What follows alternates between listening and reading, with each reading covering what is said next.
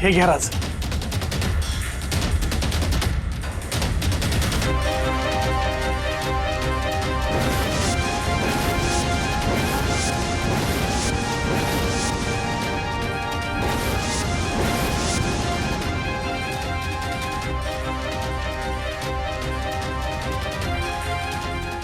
संताजीराव, आपण जरा शांत व्हावं.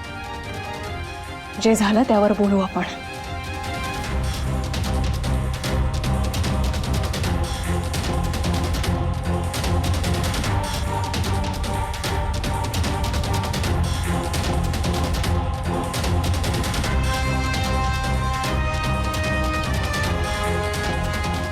राजे, राजाभाऊ काय झालंय? हिम्मत कशी झाली तुमची? वर तोंड करून आम्हालाच विचारताय? आजवर कधी छत्रपतींच्या दरबारात स्त्रीचा उपमर्द झाला नाही आणि तुम्ही चक्क एक स्त्री छत्रपतींना नजराणा म्हणून पाठवली. कसली मिजाज आहे ही? अहो राजा, हे काय आणि कशाबद्दल बोलताय का तुम्ही? आम्हाला तर काय बी कळण झालंय बघा. जाधवराव, संताजीराव, इथे आमच्याशी बोला. एक स्त्री छत्रपतींना नजराणा म्हणून पाठवण्यामागे हेतू काय तुमचा?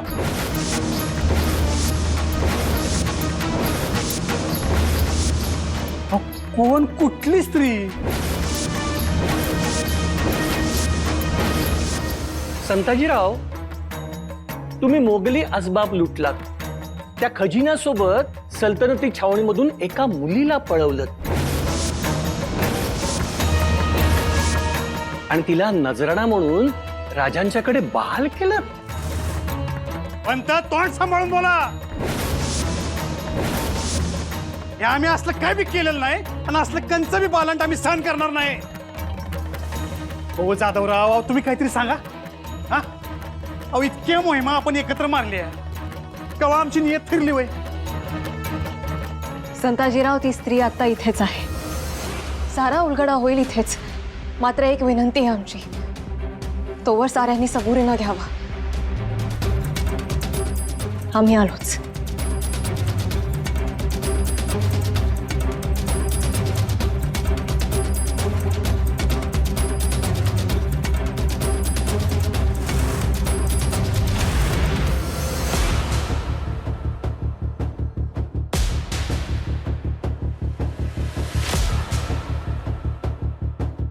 आपण कोण आहात, इथे कशा आल्या, आम्हाला काहीच माहित नाही.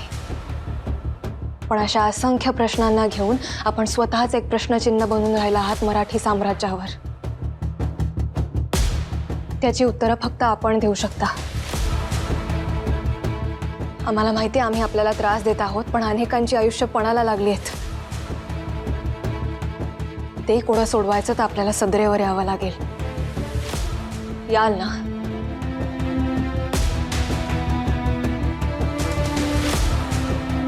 तुम्हाला संताजीरावांविषयी काही तक्रार आहे?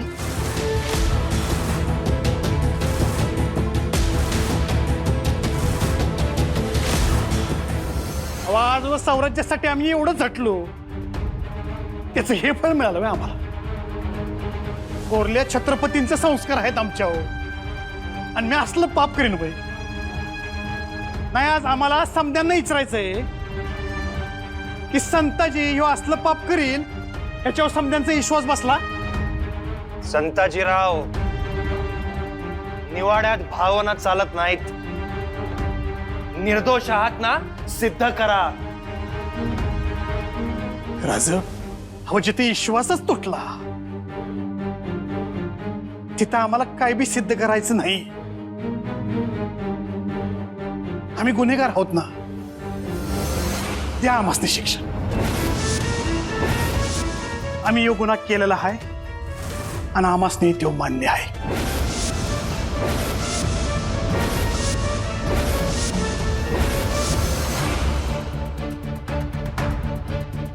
सगुणा, जी राणी साहब. त्यांना सदरेवर घेऊन चल. जी.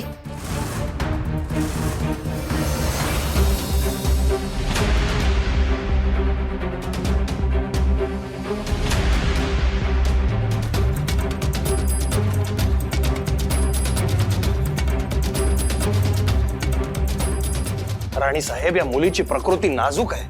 कशाला आणलं तिला इथे? राजे, न्याय एकतर्फा करता येणार नाही. तिचीही बाजू स्पष्ट ऐकून घ्यायला हवी.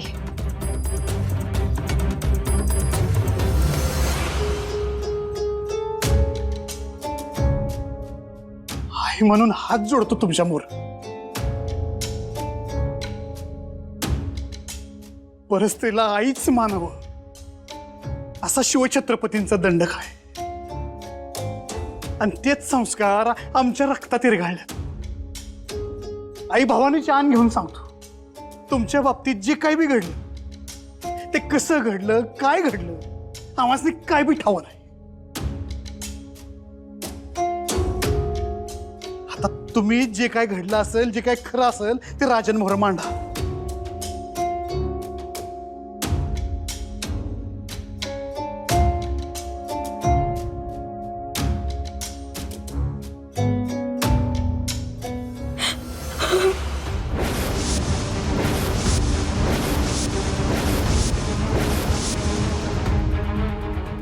आप तो अल्लाह ताला के पाक बंदे हैं.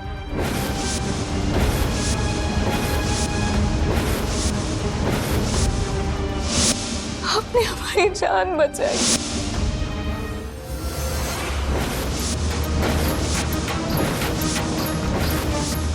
जब वहां पे लड़ाई शुरू हुई तब हम भाग गए और अपनी जान बचाने के लिए उस पिटारे में खुद ही.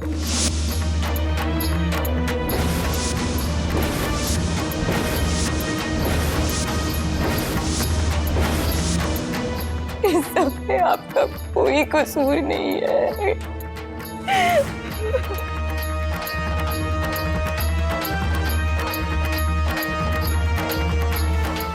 माऊली, तुम्ही उठा बरं आधी. उठा.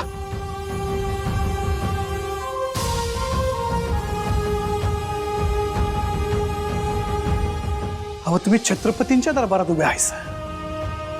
इथं स्त्रीला देव्हाऱ्यात पूजलं जात. काळजी करू नका.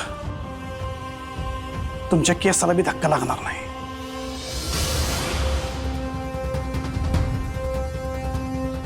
कोकणबा, या माऊलीला तिच्या आमदनीत सन्मानानं पोचवा. आणि छत्रपतींच्या वकुबाला साजेसा आहेर माहेर करा यांना. या माऊली.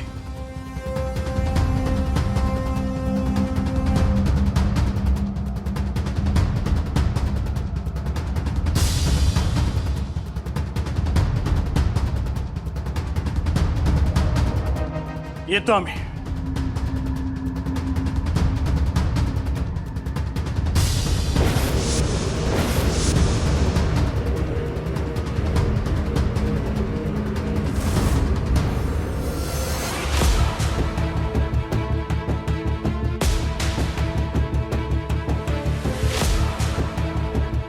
राजे, आमचं मन आम्हाला सांगत होतं की संताजीराव बेकसूर असतील.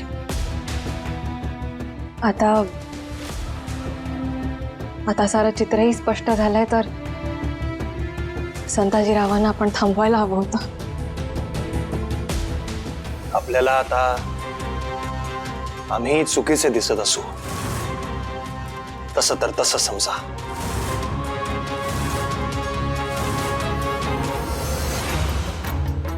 आम्ही म्हणलं होतं ना दादासाहेब, हिचं किती बी खस्ता खाल्ल्या तरी बी हेच फळ हातात लागणार. आणि आमचं तरी ठीक आहे हो, बरं तुमच्याबद्दल बी एवढा मोठा गैरसमज. कळलंय आम्हाला. समजा आता इथं पळभर बी नाही थांबायचं. आपण ईशागडाकडे निघू. कुठेही नाही जाणार आहात तुम्ही.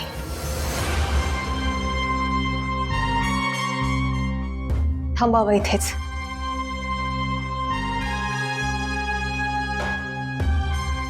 हो राणी साहेब, तुमच्या डोळ्यात एकच समध्या गोष्टी घडल्या तरी बी तुम्ही म्हणताय थांबा.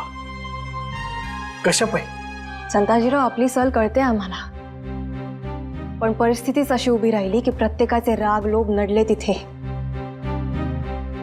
अशा स्थितीत सबुरी न घ्यायचा सल्ला आम्ही फक्त आपल्याला देऊ शकतो. संताजीराव, एक गोष्ट सांगतो तुम्हाला.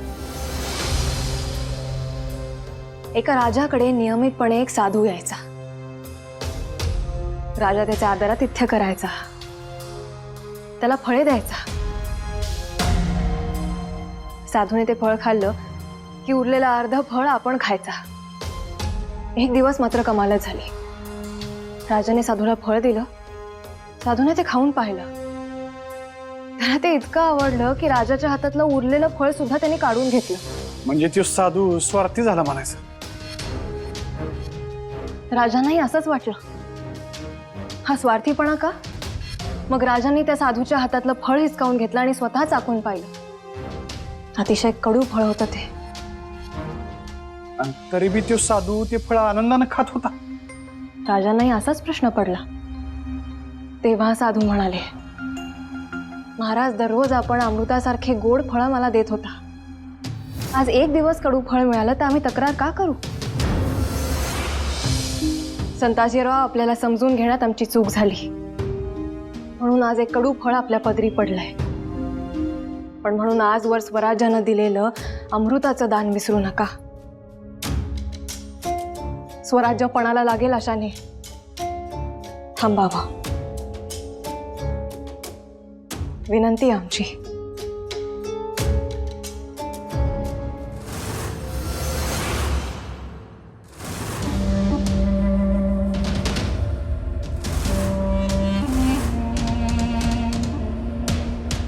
वजीर आजम जी, हम कौन हैं? आप तो अमीर अल उमराव शहजादा कामबख्श हो। लेकिन कुछ बदतमीज शख्स हमारी हैसियत नहीं जानते।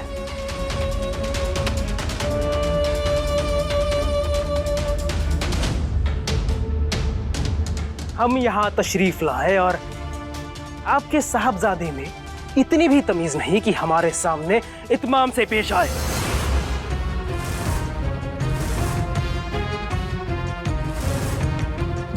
उठो, उठो, यहां आकर खड़े हो जाओ।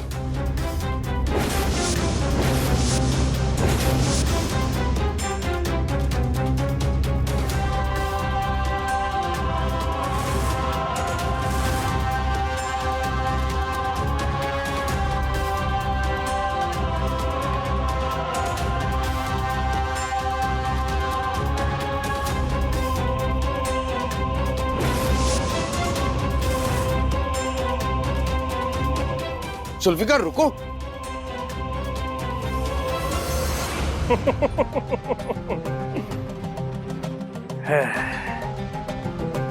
बेगम साहिबा, देखा आपने, हम हमारी मंजिल हासिल कर ही लेते हैं।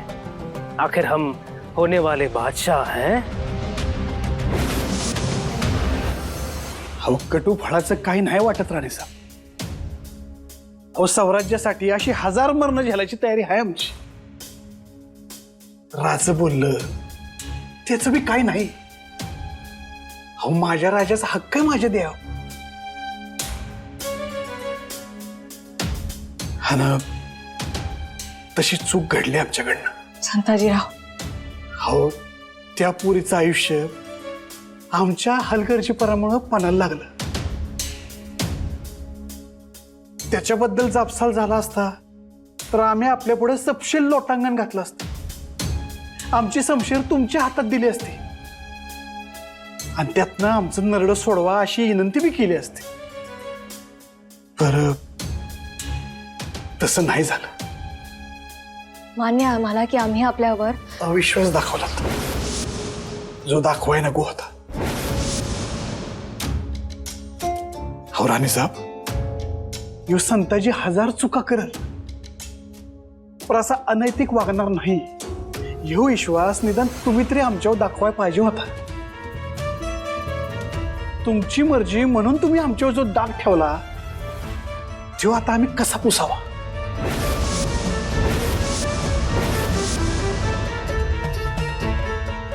राणीसाहेब,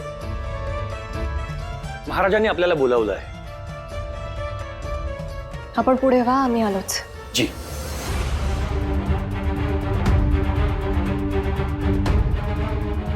आम्ही जे सांगितलं त्यावर विचार करा मात्र. येतो आम्ही.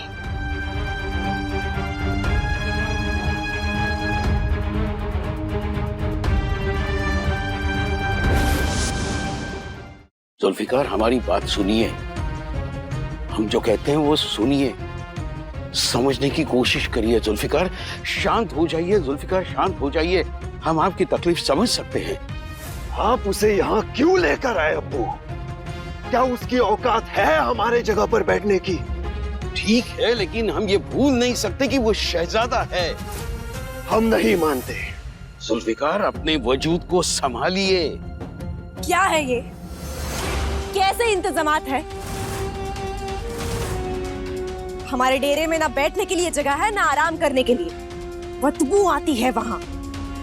हम बेगम हैं या नौकरानी? जुल्फिकार, जरा आके देखिए हमारे शामियाने को. इतनी सी जगह में कैसे रहे हम? तो हम क्या करें? यहाँ सब ऐसे ही रहते हैं. सब यानी हम नहीं. अगर आपको मालूम था कि शहजादे और उनका कबीला यहाँ आने वाला है तो अच्छी सी खातिरदारी करनी चाहिए थी. अब हम जांच करते हैं, आप चलिए. दोनों बाप बेटे मिलकर सब मरम्मत कर लेना. जी. हमारा आशियाना बेहतर होना चाहिए.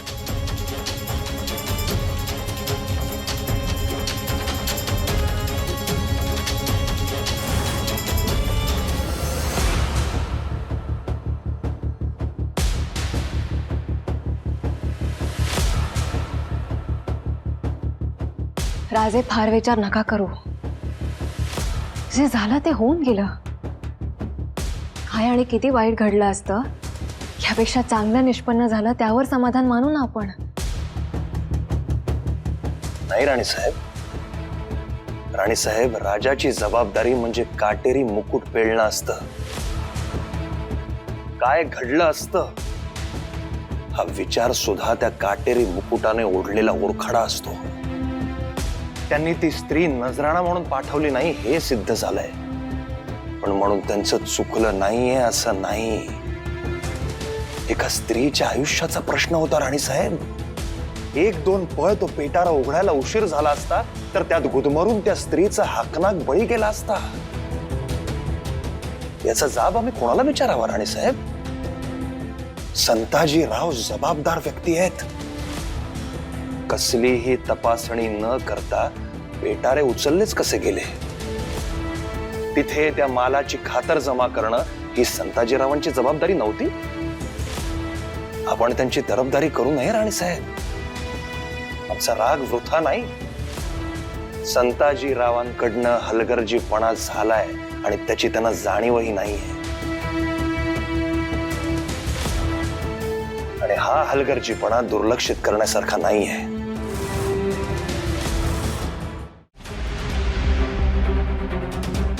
राजे, आपलं म्हणणं पटतंय आम्हाला.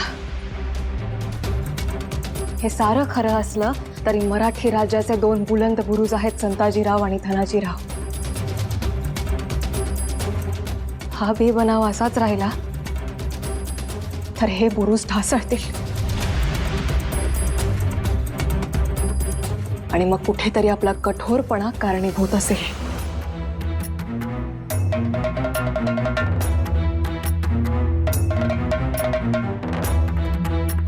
मग काय करावं आम्ही राणीसाहेब? कालाय तस्मै नमः. बदलता काळ साऱ्याच घटना पाठीवर टाकतो. विसरणं, क्षमा करणं ही खूप मोठी गोष्ट आहे राजे. आपण ही ती करावी. संताजीरावांनी आता इथे थांबू नये. त्यांनी विशाळगडी जाऊन आपल्या व्यापात व्यस्त व्हावं. हे सगळं पुसलं जाऊ दे, मग विचार करू आम्ही. राजे, त्याआधी आम्ही एक विचार करतो आहोत. या बेबनावाचा फायदा त्या औरंगजेबाला व्हायला नको. मराठ्यातील धुळीच्या वणव्यात त्याची पोळी भाजली जाऊ नये. संताजीराव आणि धनाजीरावांमधलं वैमनस्य या ठेणगीनं भडकू शकतं. मात्र ते इथून निघतील तेव्हा पूर्वीसारखे हातात हात घालून जातील. हा शब्द आहे आमचा स्वराज्यासाठी.